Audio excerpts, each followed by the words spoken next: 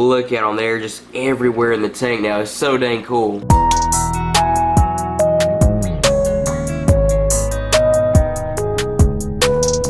Alrighty dude, so today I actually got something that I've always wanted to get for my saltwater tank, and that is an anemone. Try to say that 5 times fast. Anemone, anemone, anemone, anemone, anemone.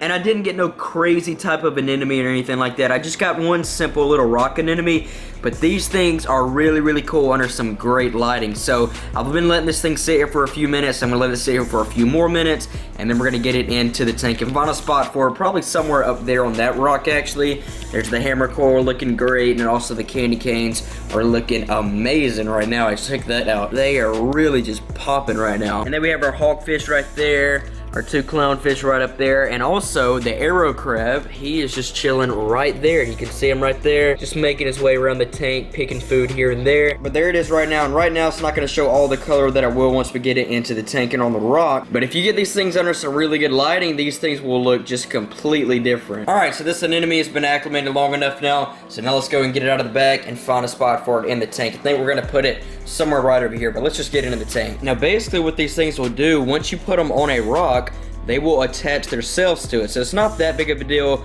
of finding a spot. It's really just putting it on a rock just like that, and it should look really, really good right there. But you can already see the green and the purple in it. I mean, this thing is gonna look amazing once it gets all colored up. Camera's not really wanting to focus right now, but I mean, just look at the colors in it.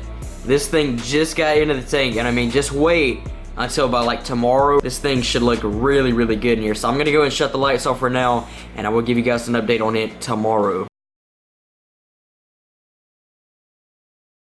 Alrighty dude, so it's been about 3 days now since I put the anemone in the tank, and I've started to notice that at night is when it usually opens up a lot more. So I actually just turned the lights on a few minutes ago, and it's a lot more open right now than it will be in a few hours. So that's what I wanted to show you to you guys right now actually. But yeah, check it out. I mean, it looks really, really cool in here, but it just seems to kind of close up a little bit more like later in the day, and it seems to be a lot more open and a lot more colorful at night, I've noticed, and right when I turn the lights on. And the camera's not really picking it up that well, but it's actually really, really green around the outer edges of it. But yeah, it honestly looks really, really cool. But yeah, it's a great addition to the tank, you know, along with the hammer coral and the candy canes up there. And I am going to be getting some more cords for the tank. This isn't going to be like the only 3 things that I have in here. I want to get some type of zoanthid and maybe like a torch coral or something like that for it, but I definitely do want to keep on adding more stuff in here. And guys, more and more babies just continue to pop up here in the guppy tank. I'm starting to just really, really love this tank now. Look at these guys just go ham on the flakes. Look at that. And I never would have thought that a 10-gallon planted guppy tank would be like my favorite tank. Like, I just love coming over here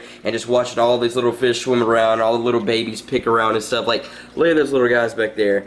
They're just everywhere in the tank now. It's so cool. And just looking at them from above is just even cooler. I mean, just look at that. You see all the little babies coming out to eat as well.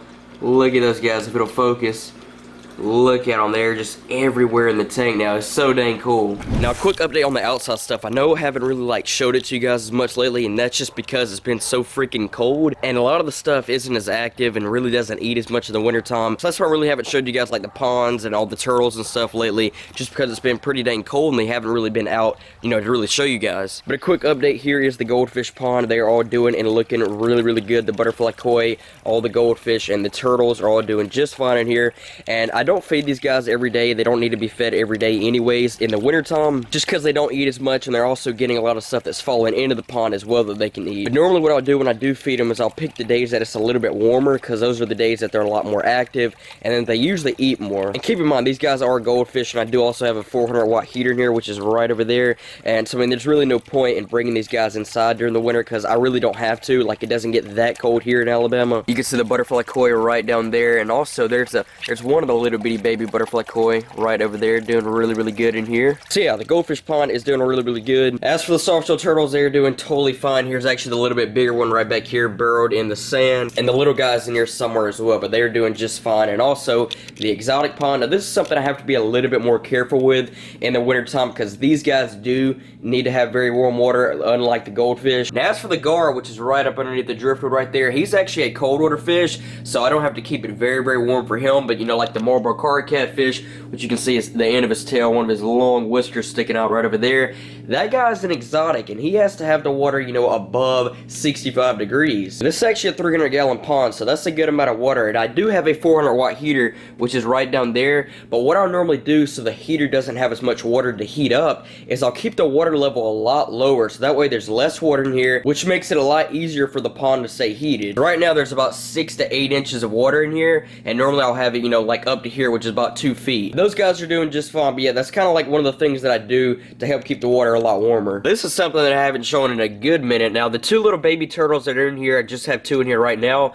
They're actually sleeping away right now up underneath the rock, but they're doing just fine as well. When they come out, I'll definitely give you guys a look at them probably in the next video. So yeah, just thought I'd give you guys a quick update on the outside stuff. I know I haven't shown it in a little while. That's because, like I said, it's been pretty dang cold lately, and a lot of stuff has been kind of sleeping away and not really out and about like they normally are when it's warmer weather. But all the fish and the turtles that are outside, like I said, are doing totally fine. That's going to be pretty much it for now. I hope you guys enjoyed today's video, and if you did, please be sure to drop a like on the video, hit that subscribe button if you're new to the channel. Let me know what you think about the new anemone that I got for the saltwater tank, and also any other things that you think I should get for the saltwater tank. And if there's any other video suggestions that you have for me, definitely let me know. Drop some comments down below and let me know what you guys want to see. Anyways guys, with that being said, I will catch you guys in the next video. Peace.